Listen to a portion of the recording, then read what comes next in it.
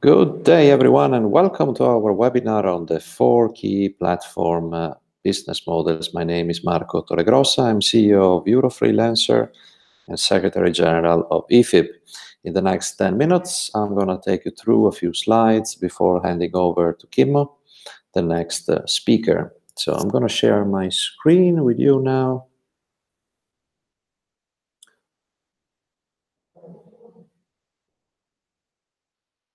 Yes. Yes, so hopefully you should see my screen now. And remember to ask questions in the YouTube chat box here below on the right, or tweet them using the hashtag #PlatformBizModels. Okay, so without further ado, let me kickstart.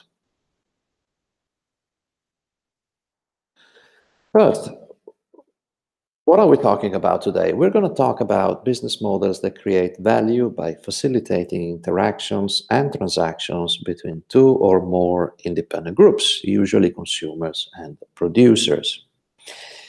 Now, I will use a fictional example of a gym which wants to reinvent itself and reshape its value chain as a platform with independent fitness trainers and gym users.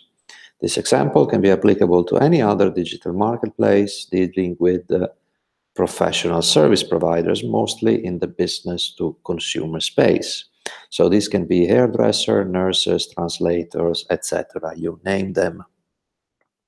So first, let's have a look at some of the ways that gyms could experiment with platform models. First, we start with a linear or the pipeline model. The majority of gyms who use independent fitness trainers usually operate with this model, which is a model based on subcontracting. So here, the gym is an intermediary. It hires trainers and rents them out to the user, pricing them as if they were his own senior staff, and then adding overheads on top of it. Now, the customer, the gym user, is not in direct contact with the fitness trainer in the negotiation of the engagement. Sometimes the user does not even know the trainer is an independent service provider of the gym. Now, this model bears one major risk, which is called bypassing what I indicate here on top of the slide. The users and the trainers may decide to circumvent the gym with its payment and fee system and make their own engagements directly so that the gym becomes redundant. Who's doing this besides gym? You can think of a company like Boeing, which is using as many as 13,000 subcontractors who are independent engineers building the smallest pieces of an aircraft. Now, Boeing sells the aircraft to airline companies who only have to deal with Boeing and not the engineers. But there are also many other companies doing business in similar fashion, such as Walmart or AT&T, both in the business-to-business and business-to-consumer space. Now, let's have a look at what I call the transitional model. This is a hybrid model where the gyms are beginning to experiment with the platform economy. Now, what's important about this model is that the gym gets out of the way and the trainers and users are in more direct contact with each other, choosing prices, negotiating engagements, and setting conditions. This model is no longer based on fixed costs set by the gym, but on variable costs set by trainers. So here the gym charges the user and then releases her money to the trainer once the job is done. The gym facilitated the exchange between users and trainer and hence becomes a facilitator and also acts as a payment provider. The gym manually guides users to trainers and the other way around, usually without the need for an algorithm matching. Examples of these models in real life, you can think of FreeCycle, which is a recycling platform, or Gemifind, which is a platform that helps you find members for your band, exchange instruments, and make music, both in the consumer-to-consumer space.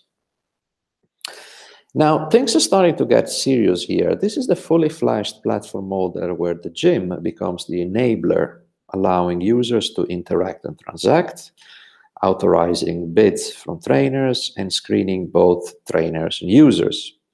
The gym does not own any inventory, but becomes the controller of the platform, as it sets rules regarding openness, governance, logistics, and pricing. The trainers and users are in direct contact with each other, and the gym collects the trainer fee from the users, keeps it in escrow, and then releases the money to the trainer once the job is done, charging the trainer a commission fee from the transaction, or sometimes the commission is split between users and trainers. So usually you should charge the side that needs the other side the most, in this case, the trainers. Notable example of these models include the big platforms such as Uber, Airbnb, Upwork in the business to consumer, consumer to consumer, and business to business space. Now, this is a variation of the model before, and the slide looks a little cramped, but bear with me, it's actually pretty simple. It's called the multi-sided mode. In this model, the gym becomes what I call the orchestrator, because it deals with multiple players at once. And this model is the same as the previous one, with the only difference that more parties in the ecosystem are participating in the platform. So here, these parties are gym equipment supplier, those that I indicate on the boxes on top, who lend their equipment to the trainers and receive the payment from the gym once from the commission it has raised from the users. The best examples of this model is companies like Deliveroo or Foodora or Volt. Deliveroo, for instance, charges the one who orders food and then releases the money to both the rider and the restaurant, taking a commission from the transaction. And it's free for restaurants and riders to join the platform. Now, other examples include the Apple iOS system and, of course, Amazon, both in the business-to-business and business-to-consumer space. Now, finally, this is the most advanced platform model. It's called the subscription or the membership-based model. This model works best once the number of trainers increase on the platform. Here, the gym charges users per month or per year according to the subscription model chosen based on frequency or on specific trainers' services requested. Now, the basic plan is usually free, which is the freemium model that combines very well with the subscription. The gym, again, here acts as the enabler. It collects the subscription fee from the user and then releases the money to the trainer, but without a commission. So in this model, it's the customer, so the gym user, which is charged and not the trainer. Other examples in real life, you can think of Netflix. On Netflix, you can choose different subscription plans depending on the size and frequency of digital content you want to consume. And this is also the business model of LinkedIn in the business-to-consumer space, or Tinder in the consumer-to-consumer space. Many other business models which are implemented by platform, and I've only given you a snapshot of the most popular ones. The others are listed here. Anyhow, regardless of these, the most common denominators are usually that you, as the gym, if we want to keep using our fictional example, should first aim for high liquidity, which is the chance that a transaction takes place on the platform. And you should also aim for generating the network effect rather than high monetization at first. Secondly, you should help customers set the right project costs by providing them with pricing ranges for specific services, and help providers set the right bids for projects. Again, you should use flexibility in charging fees. So you should lower the fees for those large transactions and for your power users, those that generate most transactions, and also lower them for your early adopter user. And finally, you should be prepared to change and combine several revenue models at once during the life cycle of the platform. That's it from me. Please join us on November 21st in Helsinki, Finland, for our masterclass on platform strategies for business, to learn more about these business models with us and how you can design, launch, and monetize in the platform economy. You can find the link on this page in the description below. And now I'd like to move the mic to Kimmo Karhu to introduce himself and take you through his presentation. Thank you. Kimmo, the floor is yours.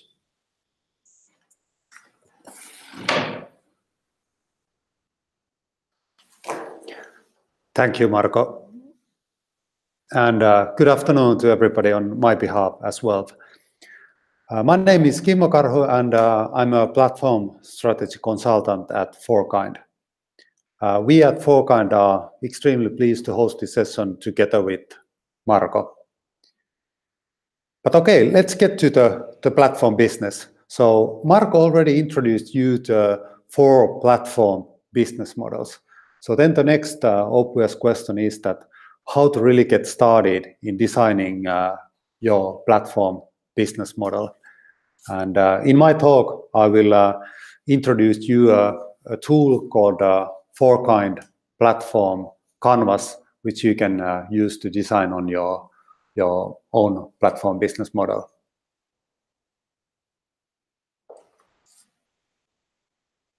So, like Marco already said, so you really need to disrupt your business and monetization model. Marco used the example of a gym where kind of a traditional way of thinking is that the gym is like a pipeline business model. So you as an owner are a producer which produces the service to the consumers. And like Marco said, you need to change from this model to platform business model. So instead of being the producer, you are the platform organizing the interactions between the producers and consumers. And now on this slide, on the right-hand side, we see a simplified version of the platform, Fourkind Platform Canvas. So platform at the bottom, then we have resources called boundary resources. In the middle, those resources that help the producers to provide the service on the platform.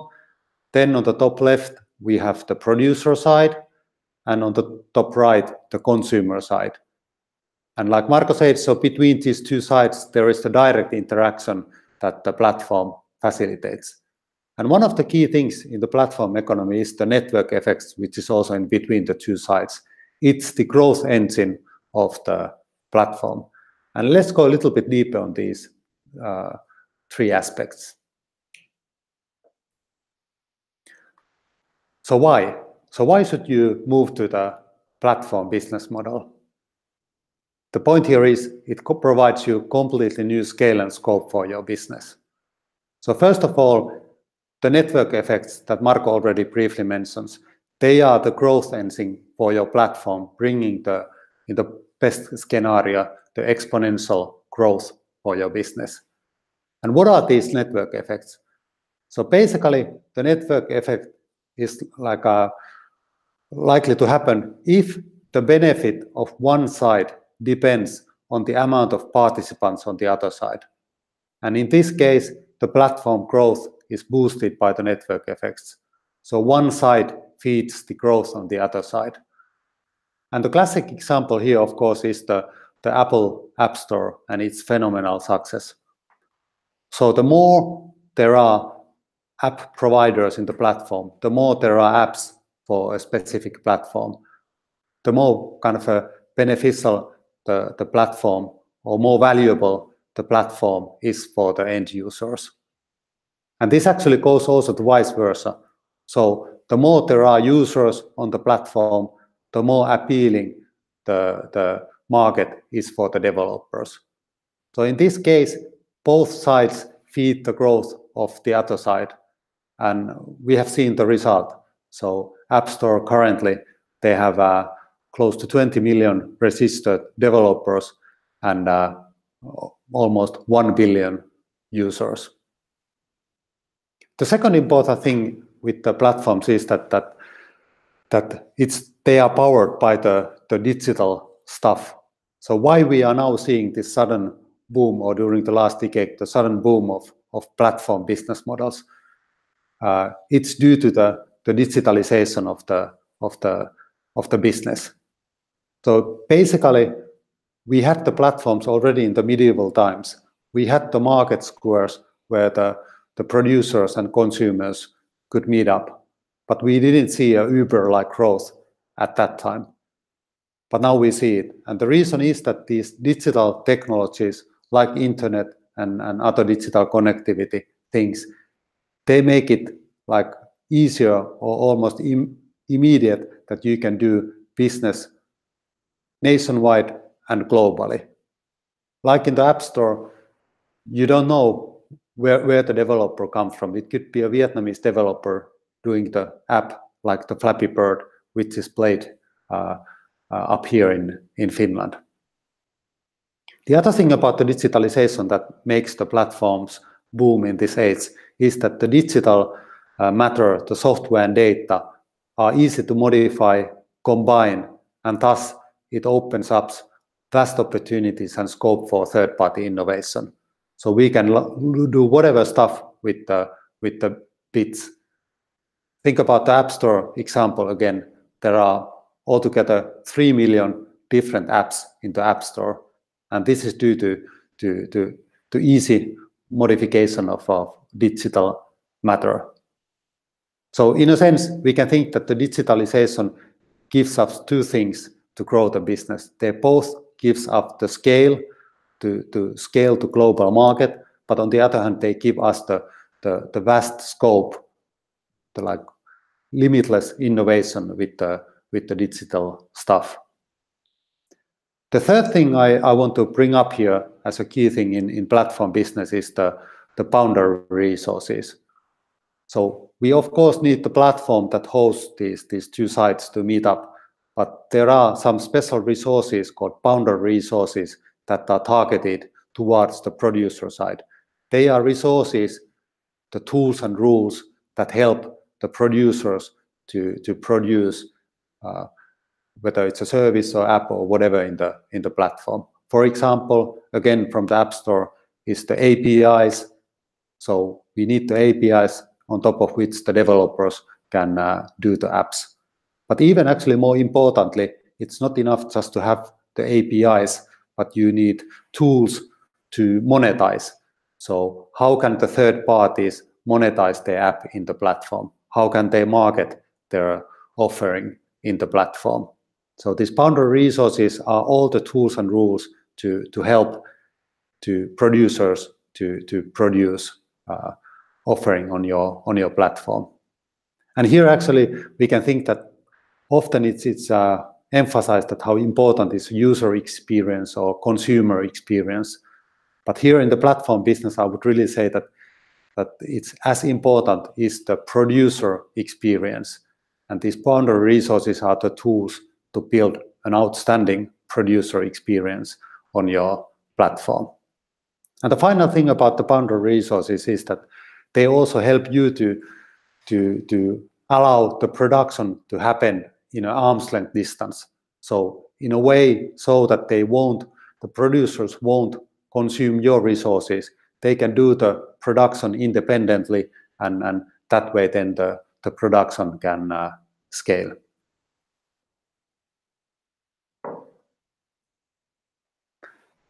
So these things that I've mentioned and showed you the simplified platform canvas, we have also at Fourkind developed a more detailed platform canvas, which altogether actually has 16 different slots, including things what Marco already mentioned, like related to pricing or subsidizing different sites. So when you are really designing a detailed platform business model, so in addition to producers, users, what is the offering, what is the value proposition, you should also think things like how to price each site, what are the different kind of network effects. So far we have talked only about the positive network effects, but in a platform business you should also think that are there some same side positive, same side negative network effects. And also, often you don't need to build the whole platform from the scratch. Instead, you can rely on some existing third-party platforms, and these you can also capture with the Fourkind platform canvas model. And this model we will actually use in the upcoming masterclass, and we will go in detail through and hands-on all these different aspects of the platform business model. All right, thanks a lot on my behalf, and I hand over to Marko. Thank you, Kimmo. Before leaving you, we have received a few questions in the run-up of this webinar. So I'm just going to try to answer the first three and one for Kimmo. So the first one is, are there instances where the commission-based model does not work well and another model is recommended? I think that the commission model is applicable well in pretty much all digital marketplaces focused on professional services. It's the most popular and lucrative option. However, it may not work well in certain circumstances which I'm going to now tell you, and where the subscription-based model is going to be better suited. So first, the commission does not work well when the size of the typical transaction is really big. So for example, when there is a car, the purchase of a car or a real estate involved, it's very difficult for the platform to justify 20% commission, which is the typical range of commissions on platforms. Secondly, the commission-based model is not good when the platform has a lot of different type of offers. So it becomes impossible to design a transaction process that provides value for all of these offers. And the traditional classified ads like eBay are a good example of this. The third case where the commission model is not good is when the invoicing process is too complex for the platform to facilitate. And this is quite common in the business-to-business marketplaces. And finally, the commission model is not suitable when money is not exchanged at all on the platform. For example, when the marketplace is about dating or finding people to hire or exchanging something for free, so there's no monetary transaction involved, and there's therefore no way where you can possibly charge a commission. Having hoped to have answered this, I'm going to move to the second question, which asks, how can platforms avoid the bypassing risks, which I described earlier? In my opinion, here it's all about providing enough value for your users, not to circumvent your platform fees and the payment system you have devised. So how do you provide this value? Well, first, you should focus on trust and identity verification and safety measures, because people are usually hesitant to trust strangers. For example, when I'm renting my car or my power drill to a stranger, how can I be sure they will not steal it or break it? So this distrust creates normally a lot of friction in digital platforms. Also, the platform itself can reduce this friction by acting as a trusted intermediary. Another way is to offer insurance, so partner with an insurance provider and offer an insurance package only if the payment was conducted through the platform payment system. An example of this is Airbnb, that has a $10,000 insurance for anything that gets damaged on the rented apartment. Again, another way is to provide to devise reputational review systems where both parties have the incentives to behave well, since getting a bad rating may ruin their future transactions.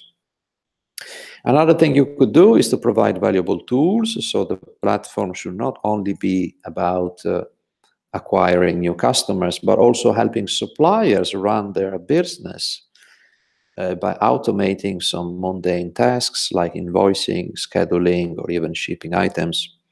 A good example of a platform doing this is Upwork. Finally, I would say that you should not let users exchange contact information before a transaction, and the most successful marketplaces have devised a messaging system where all questions are asked publicly or under the supervision of the platform. You can think of the way that Etsy or Uber are doing on their own digital platform.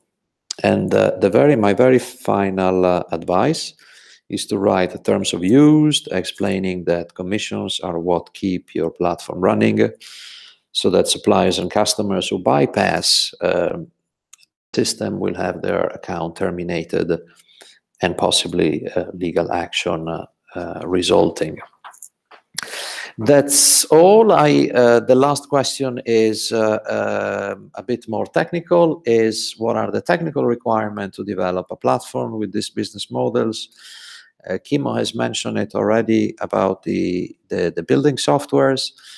I would like to add on top of that you can start very simply by coding your platform from scratch, or having someone to code it from scratch. This option is about allows you to really build the platform you want, and you are not limited by the restrictions of a third-party software, or nor paying any subscription fees. But this could be an option that could be pricey and it requires very technical skills. The second option is to use existing templates like WordPress. You can purchase a plugin and you can modify and host that version of the marketplace on your own server. In here, you have no technical skills are required, and an agency or a developer can take care of all the technical work. And it's less expensive than outsourcing the development of the platform from scratch to a developer. And the third, which is probably the preferred method, is using a platform building softwares. There are many digital platform creators out there.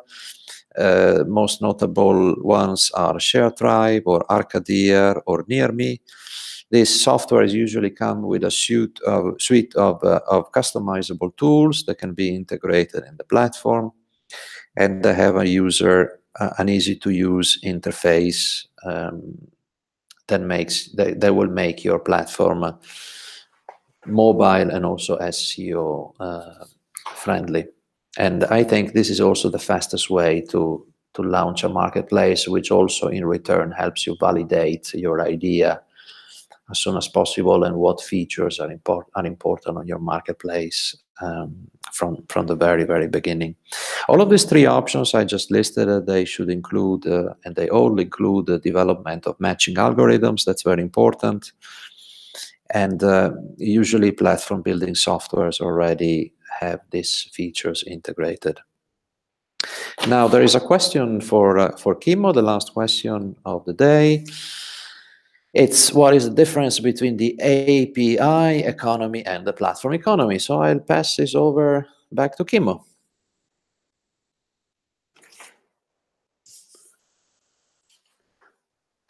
Thanks, Marco. So yeah, this question about the difference between API economy and platform economy, it's a question that I also very often get when I discuss about the platforms and consult platforms for firms. So in industry context, we often think that the platforms are the things that are kind of realized as APIs. We open up maybe some data through APIs and then we are in the platform business. And I would say here that the platforms are much more. So there is like already in our talk we brought up, so there are different kind of platforms that could be not only realized in the digital space where you have software and data, but you could as well have platforms in freelancing or in resource sharing, like Airbnb, a good example. So I think that the API economy is a sub part of platform economy related to the digital platforms, but then the platform economy is the larger thing, and there are opportunities for platform economy in a lot of the different industries and a lot of the different contexts. All right. Thanks very much for that, Kimmo. Now it's a wrap. I would like to thank Kimmo again for your time. Fourkind, which has kindly hosted us in their cool office here in Helsinki, and everyone who has followed us online. You can access the recording anytime from this link, and soon after, some short clips with captions will also appear on this very same link. Once again, thank you very much, and don't forget to sign up for our masterclass in Helsinki on November 21st on platform strategies for business. Thank you again, and good day, everyone.